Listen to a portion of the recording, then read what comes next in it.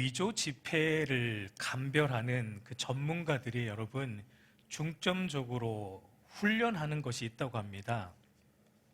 그것이 무엇일까요? 위조 지폐를 이제 판별하는 전문가들이다 보니까 무엇을 연구할까요?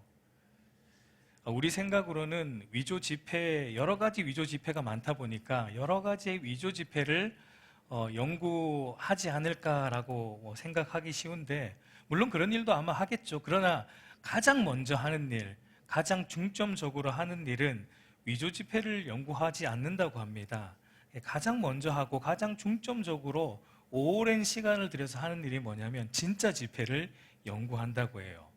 왜 그럴까요? 그러니까 진짜를 알면은 가짜는 쉽게 분별할 수 있기 때문인 것이죠. 여러분, 베드로도 이런 방법을 지금 쓰고 있다라는 것, 베드로 후서를 쓰면서 우리가 지난주에 보았지만 베드로 후서를 쓰고 있는 목적은 교회 안으로 거짓 선생이 들어왔고 그들이 거짓된 복음을 들고 교회 안으로 들어와서 성도들의 믿음을 흔들게 하고 교회를 흐트리는 일들을 하고 있기 때문에 베드로가 그것을 경고하기 위해서 쓰고 있다라는 점을 우리가 보았는데, 여러분, 그런 점에서 베드로도 먼저 집중하는 것이 뭐냐면 거짓 선생들과 그들의 거짓된 가르침이 이러하다라는 것을 베드로가 집중하고 있지 않다라는 거예요.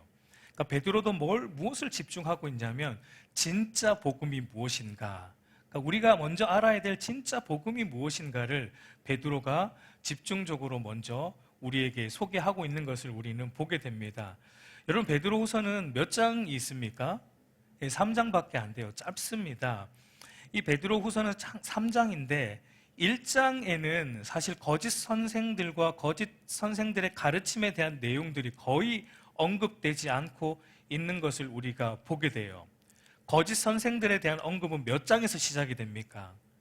2장에서부터 너희 중에 거짓 선생들이 있다, 너희 안에 거짓 가르침이 있다라는 것을 2장에 가서야 비로소 베드로가 다루고 있는 것을 우리가 보게 됩니다. 그러니까 1장 안에는 거짓 선생에 대한 얘기를 하지 않습니다. 오로지 뭐에 대한 이야기만, 복음에 대한 이야기만 베드로가 다루고 있어요. 여러분, 그 이유가 무엇입니까? 그러니까 진짜 지폐를 제대로 알면 위조 지폐를 쉽게 분별할 수 있듯이 참된 복음을 알면은 가짜 복음은 쉽게 분별할 수 있기 때문입니다. 그러니까 우리가 지난주에도 말했지만 여러분, 베드로가 아주 전략적으로 그리고 아주 치밀하게 베드로 후서를 써내려가고 있다라는 것, 우리가 또 생각해 볼 수 있을 것 같아요. 그러면 여러분, 베드로가 강조하고 있는 이 참된 복음이 무엇입니까? 그것이 바로 오늘 우리가 읽은 3절과 4절 안에서 베드로가 소개하고 있습니다. 우리 3절과 4절을 다시 한번 같이 읽어보도록 하겠습니다. 시작. 그의 신기한 능력으로 생명과 경건에 속한 모든 것을 우리에게 주셨으니 이는 자기의 영광과 덕으로서 우리를 부르신 이를 알므로 말미암음이라. 이로써 그 보배롭고 지극히 큰 약속을 우리에게 주사 이 약속으로 말미암아 너희가 정욕 때문에 세상에서 썩어질 것을 피하여 신성한 성품에 참여하는 자가 되게 하려 하셨느니라 라고 말하고 있습니다. 그러니까 베드로가 무엇을 말하냐면 그의 신성한 능력으로 생명과 경건에 속한 모든 것을 우리에게 주셨고, 그리고 보배롭고 지극히 큰 약속도 우리에게 주셨고, 그로 말미암아 우리가 세상에서 썩어질 것들을 피하여서 신성한 성품에 참여할 수 있는 자가 되게 하셨다라는 것을 베드로가 말하고 있습니다. 그러니까 베드로가 무엇을 말하고 있습니까? 그러니까 전부 이거는 누가 하신 일이에요? 하나님께서 그리스도 안에서 우리의 구원을 위해 하나님이 행하신 일, 그리고 앞으로 또 우리의 구원을 위해 하나님이 행하실 일에 대한, 그러니까 하나님이 하신 일에 대한 이야기를 베드로가 하고 있습니다. 여러분, 이것이 복음이에요. 복음은 무엇이냐면 복음이라는 것은 우리가 해야 되는 것이 아니라 복음이라는 것은 하나님께서 우리의 구원을 위해 행하신 일과 그리고 앞으로 행하실 일에 대한 총체적인 내용이 바로 복음입니다. 베드로는 지금 3절과 4절에서 하나님이 우리의 구원을 위해 이런 일들을 행하셨다, 이런 것을 우리에게 주셨다, 그런 것을 지금 소개하고 있는 것을 보게 돼요. 그러면 먼저 하나님께서 우리의 구원을 위해, 우리를 구원하시기 위해 그리스도 안에서 행하신 일이 무엇입니까? 우리 3절을 보면은 그의 신기한 능력으로 생명과 경건에 속한 모든 것을 우리에게 주셨으니라고 말하고 있는 것을 보게 됩니다. 여기서 그의 신기한 능력이라는 것은 그리스도의 신적 능력을 의미해요. 우리 한글 성경이 신기한이라고 번역을 했지만 조금 이 번역은 조금 옳지 않은 번역 같아요. 이 신기한이라는 말이 헬라어로 보면은 여러분 데이오스라는 말인데, 이 말이 어디로부터 온 말이냐면 데오스라는 하나님, 하나님이라는 그 단어에서 나온 말입니다. 그러니까 신적인, 신령한이라고 번역하는 것이 더 정확한 번역입니다. 여러분, 이것은 이제 당시 이 배경을 좀 볼 때, 당시 유대인들은 예수님을 하나님으로 생각을 안 했죠. 예수님을 하나님으로 생각을 하지 않았고, 그리고 지금 교회 안에 들어와 있는 많은 거짓 선생들도 예수님으로 생각하지 않습니다.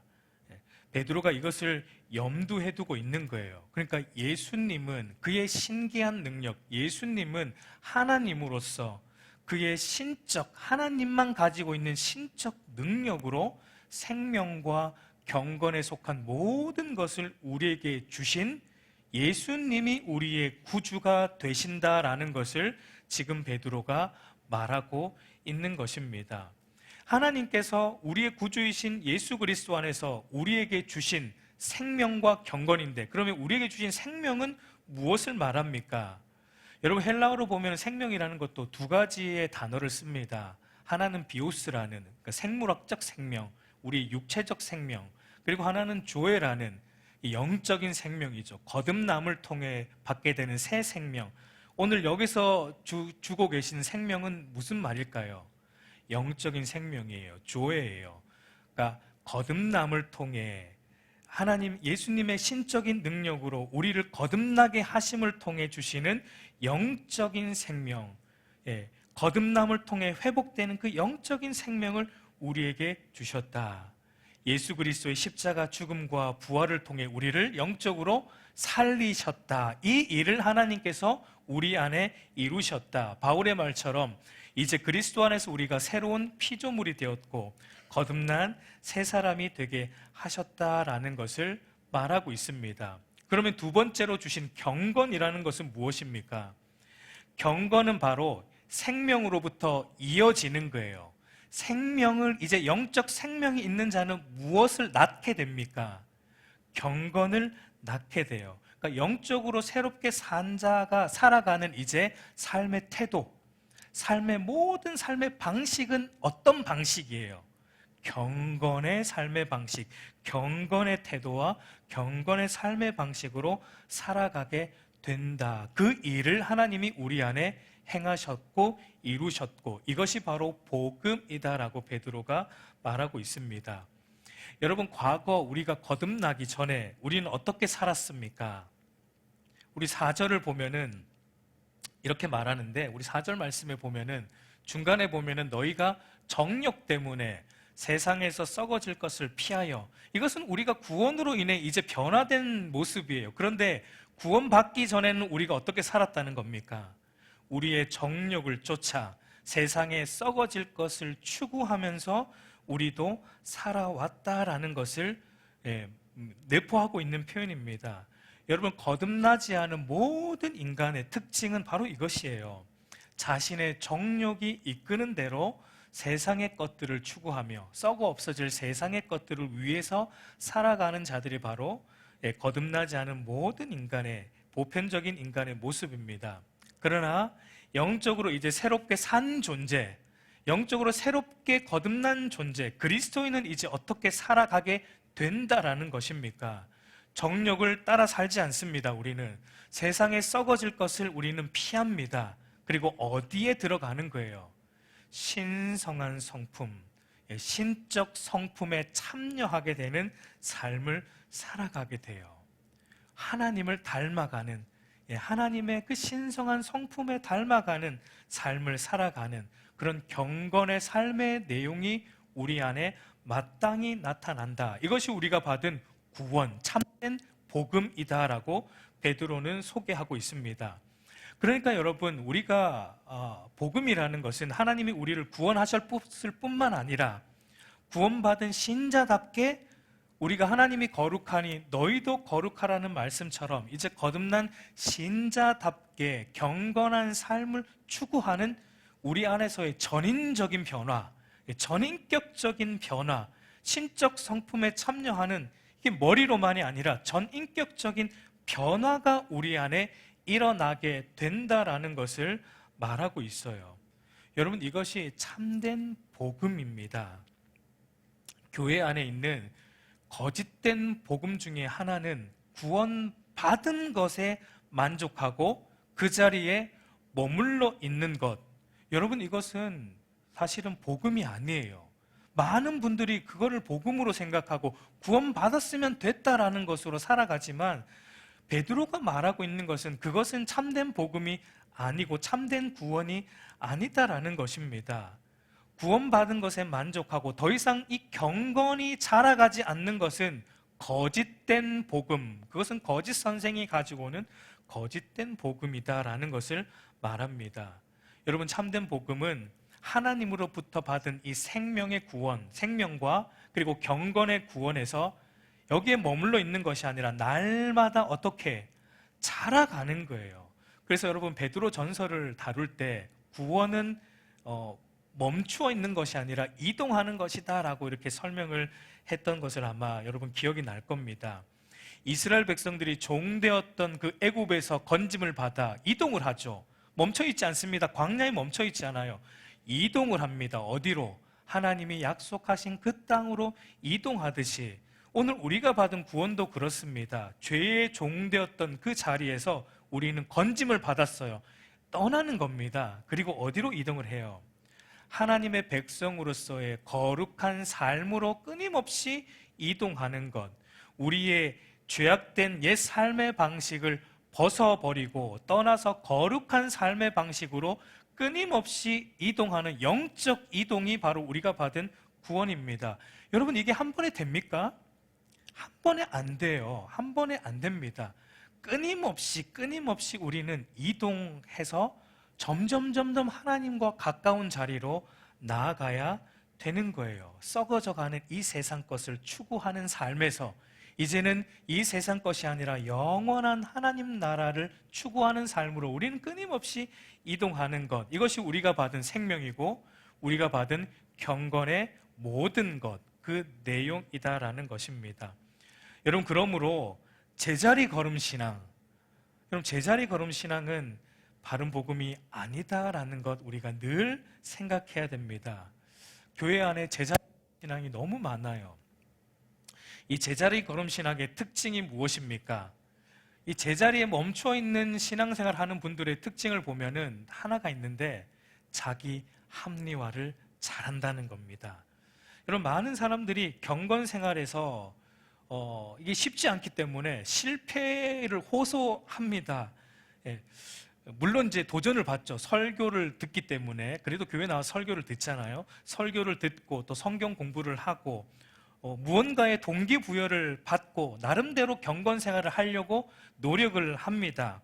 그리고 또 성경도 읽고 기도도 하고 좀 더 열심히 있는 분들은 경건 서적을 또 나름대로 읽기도 하고, 그렇게 도전을 받고 경건 생활을 하려고 하는데 문제가 무엇입니까?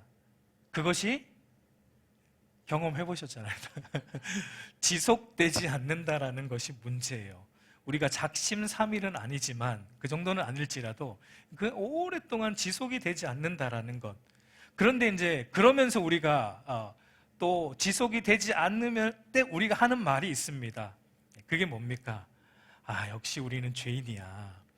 인간은 어쩔 수 없나 봐.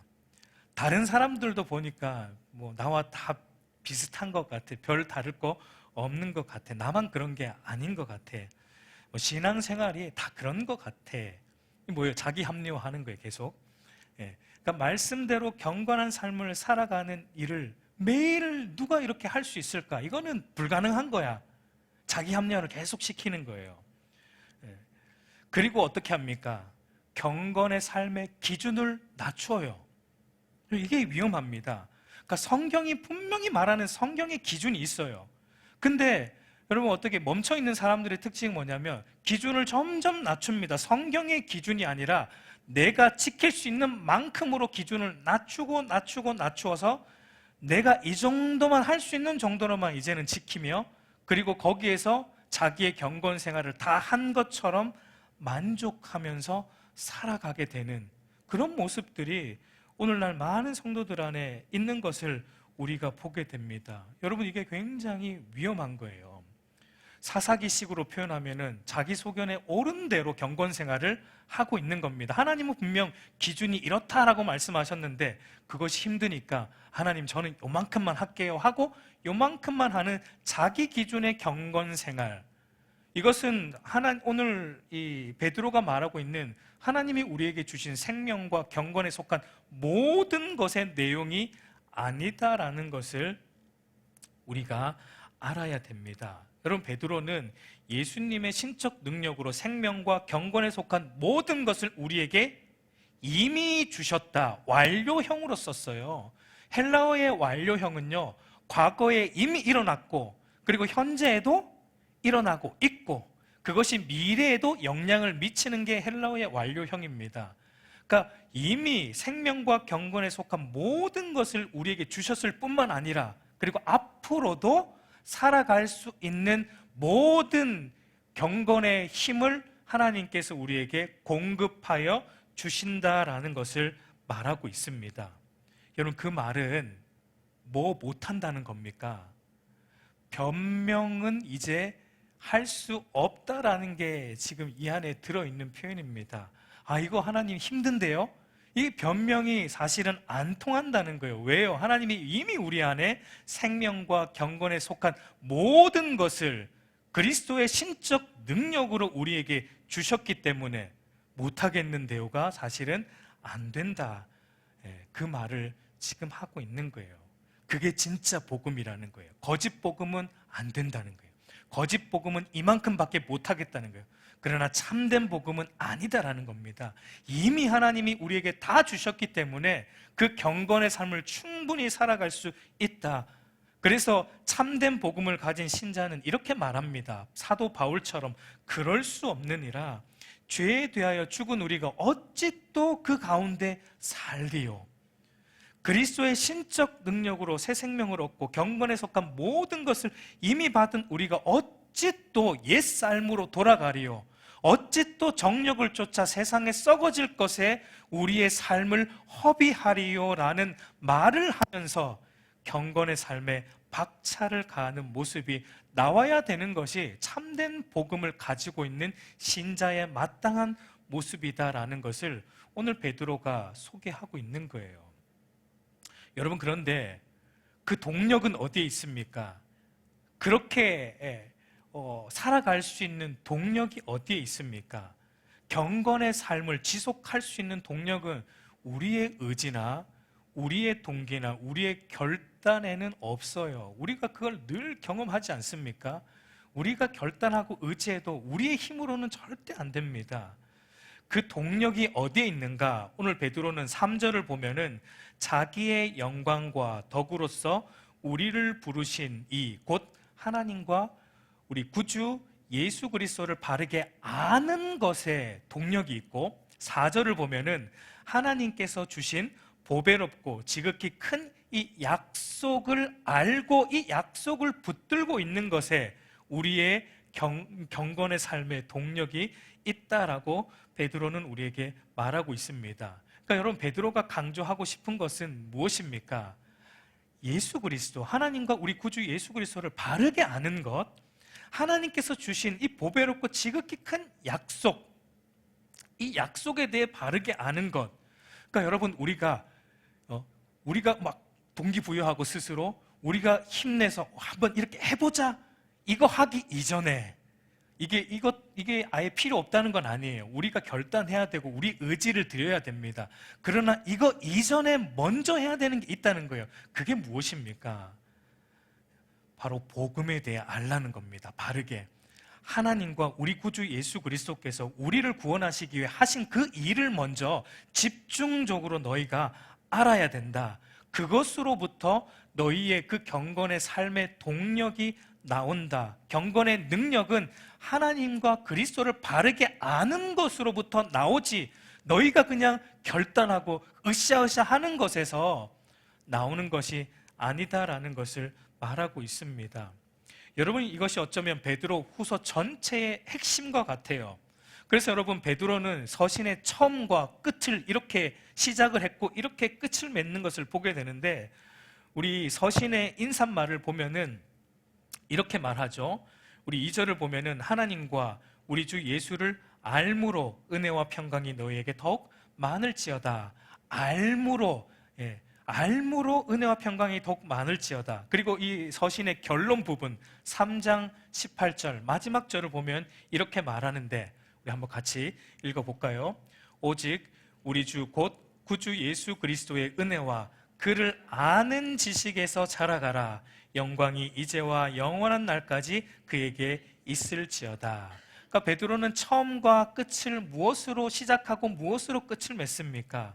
하나님을 알아가는 것, 우리 구주 예수 그리스도를 참으로 바르게 알아가는 것이 바로 참된 신앙과 참된 경건의 삶을 살아가는 것의 동력이다. 그것이 너무너무 중요하다라는 것을 베드로가 말하고 있습니다.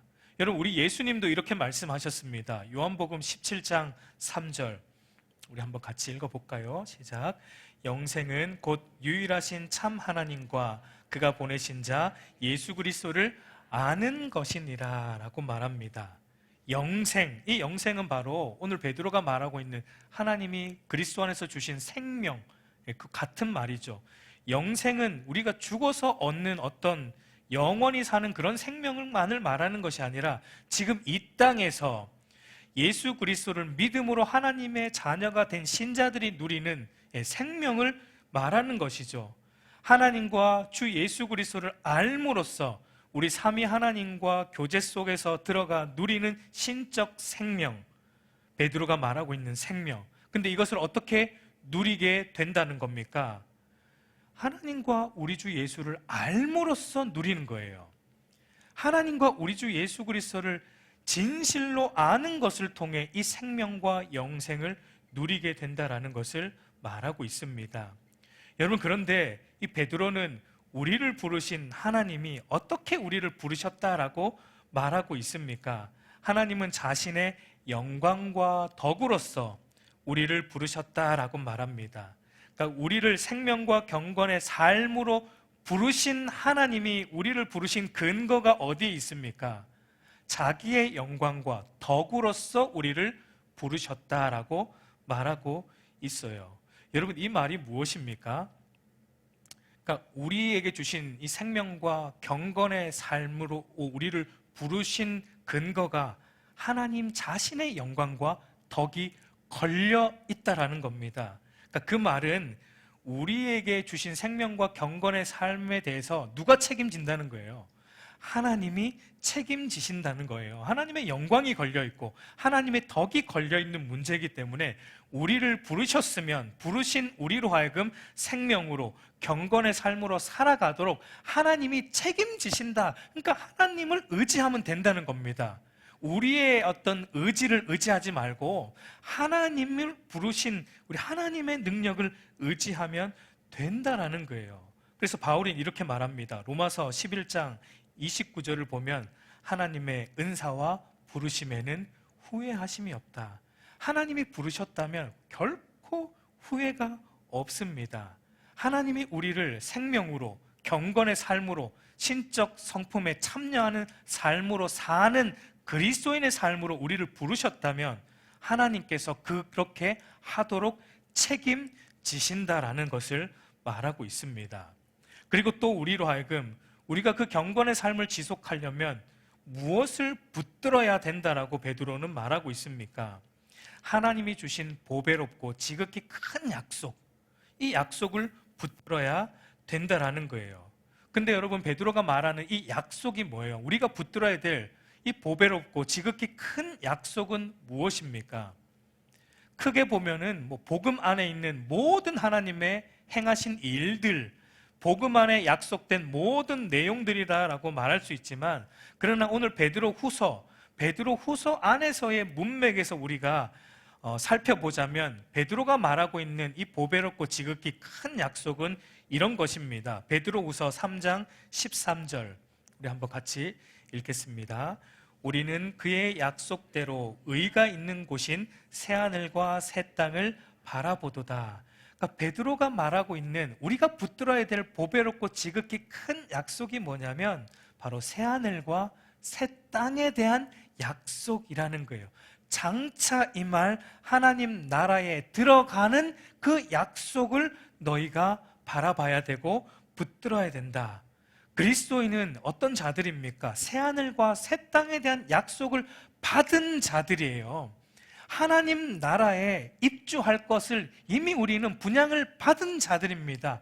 그 약속을 받아놓은 자들이기 때문에 지금 이 땅에서의 썩어질 것에 관심이 있어요? 없어요? 없습니다. 정말입니까? 그게 하나님의 백성이 받은 약속이에요.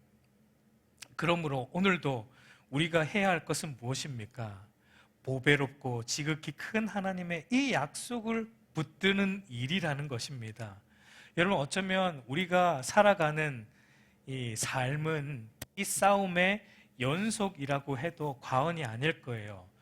무슨 싸움이냐면 우리를 부르신 하나님을 우리가 믿을 것인가, 이 약속을 붙들 것인가, 아니면 눈에 보이는 우리의 이 삶의 현장을 붙들 것인가, 우리를 부르신 하나님의 약속, 눈에 보이지 않는 그 하나님의 약속을 붙들 것인가, 아니면 눈에 당장 보이는 이 세상 것들을 붙들 것인가, 이 둘 사이에서의 끊임없는 싸움이 우리가 싸워야 될 그리스도인의 영적 싸움입니다.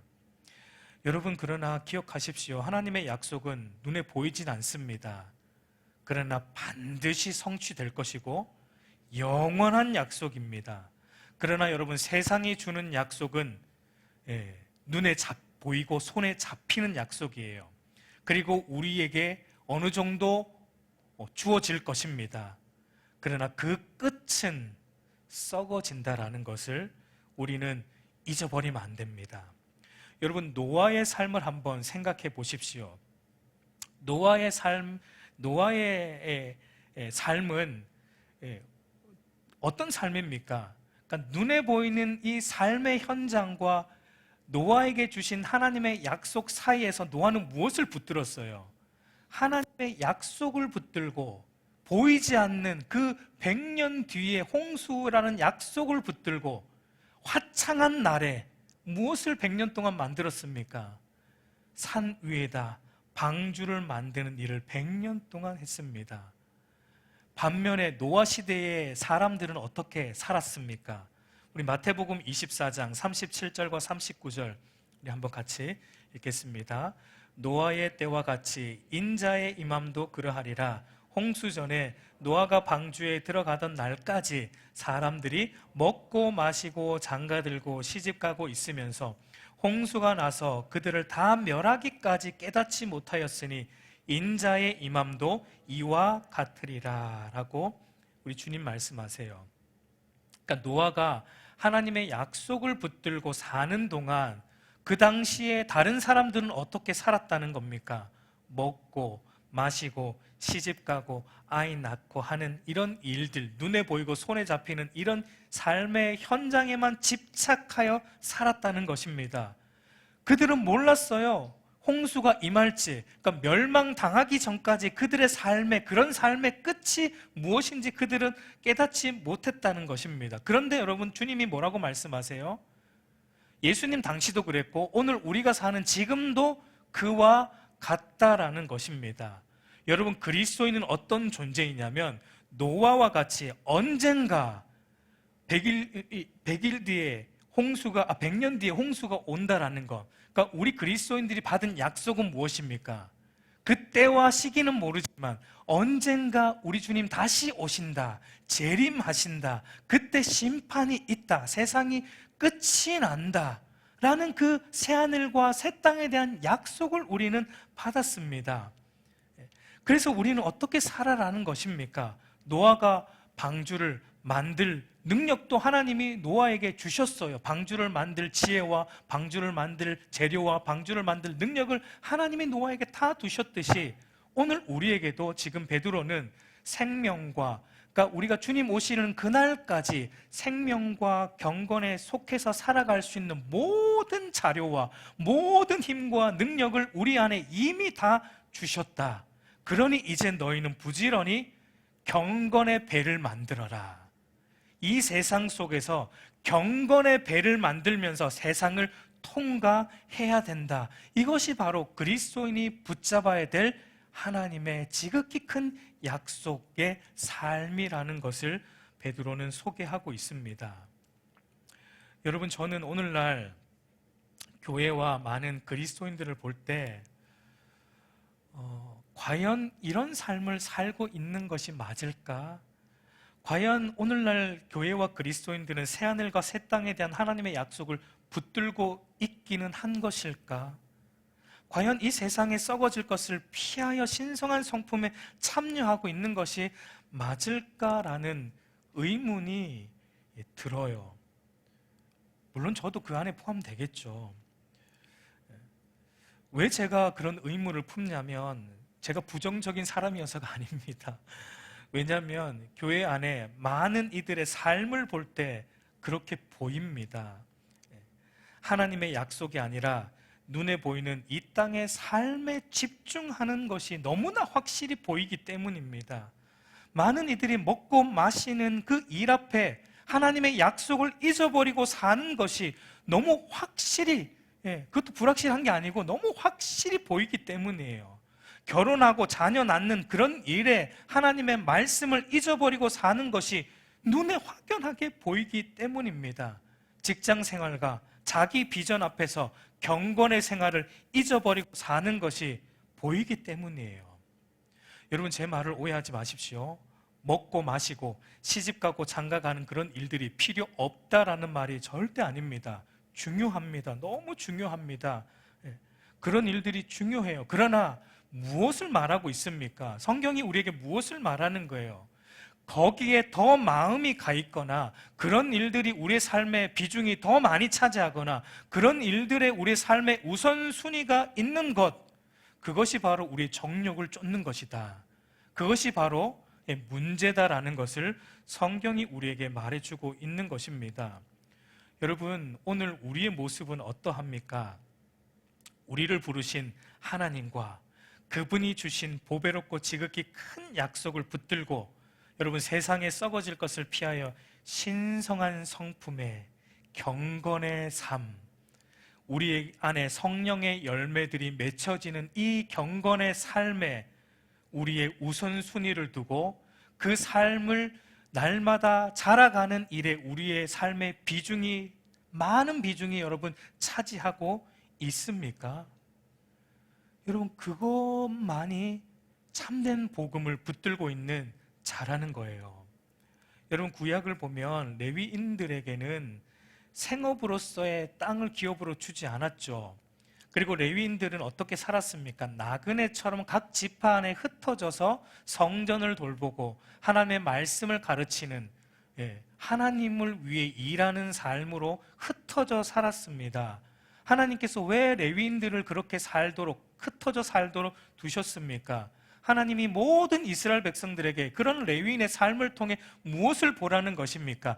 이 땅이 다가 아니다. 이 땅의 삶이 목적이 아니다.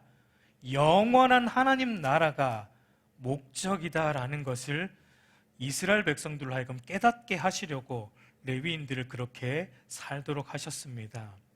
여러분, 그러므로 우리가 이 세상을 살아가며 중요한 것은 이 세상의 가치관과 우리 믿음의 가치관이 충돌할 때, 여러분, 이때가 중요해요.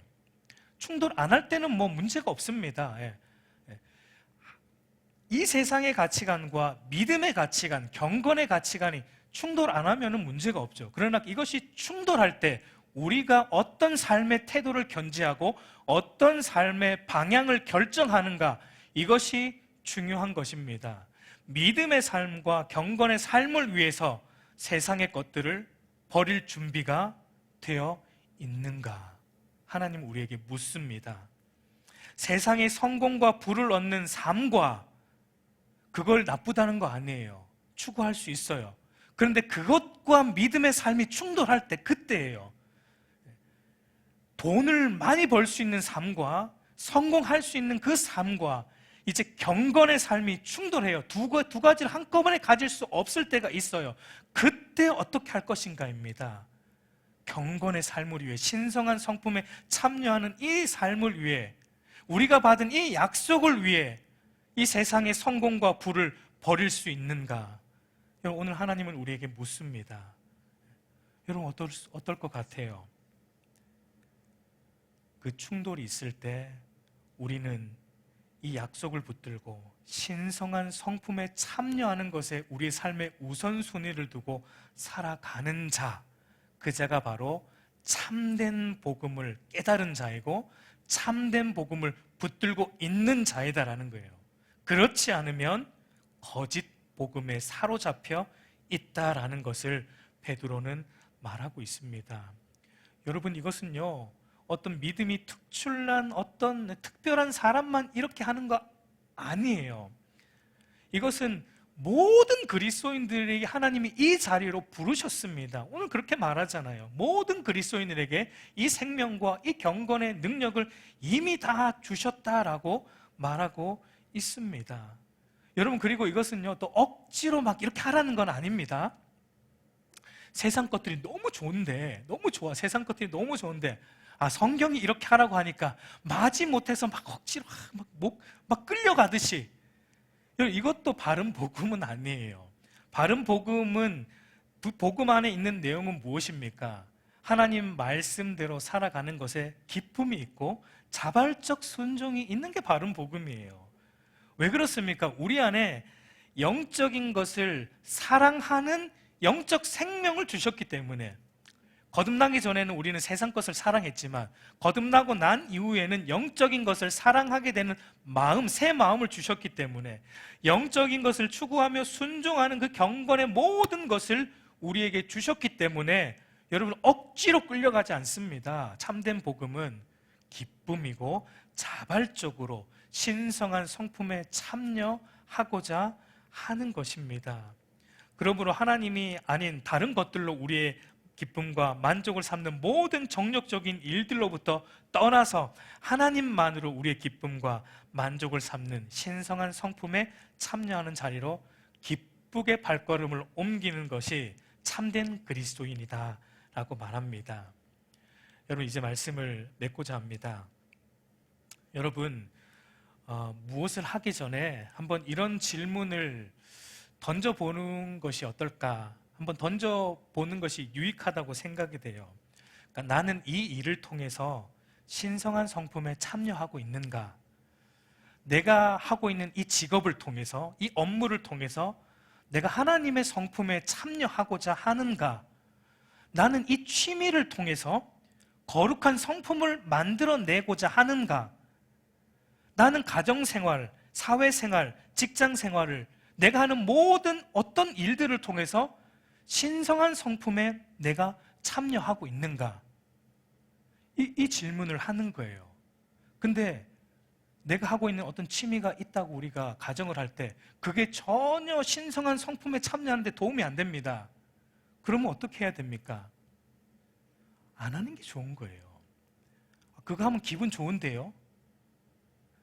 그게 여러분 자기 기준인 거예요. 여러분, 우리는 우리의 기분으로 살지 않습니다. 참된 복음은요, 내 기분으로 행하라고 하는 게 아니에요. 내 감정대로 하라는 게 복음이 말하는 게 아니에요. 복음은 말씀대로 하라는 겁니다. 복음은 하나님의 기준을 따라 행하라는 거예요. 그러니까 내 감정과 내 기분이 그것을 좋으니까 하는 것, 그건 아닌 거예요. 이것이 과연 나의 경건 생활에 도움이 되는가? 이거를 우리는 묻고 따져야 되고, 우리가 모든 일을 함에 있어서 결정권이 어디에 있는가? 나의 경건 생활, 생명과 신성한 성품에 참여하는 일에 이것이 유익이 되고 도움이 되는가? 그렇다면은 여러분, 충분히 더 열심히 하는 것입니다. 그리고 우리에게 있는 어떤 직업도 그렇게 날마다 몰아가야 돼요. 이 일을 통해 신성한 성품에 참여하고자 몸부림치는 자리. 여러분, 매 순간 이런 질문을 던지며 행한다면 우리의 삶에는 분명 영적인 변화가 일어날 것입니다. 그러나 다시 한번 우리가 기억해야 될 것은, 이런 영적인 변화가 우리의 열심, 우리의 의지만으로 되지 않는다는 것 기억하십시오. 하나님과 우리 구주 예수 그리스도를 아는 참된 지식, 참된 경건의 지식이 우리 안에 풍부해 우리는 썩어질 것, 그러니까 단지 내가 좋아하는 것을 피하게 될 것이고, 거룩한 것, 하나님의 영광에 참여하게 될 것입니다. 그 은혜가 저와 여러분에게 있기를 우리 주님의 이름으로 축복합니다.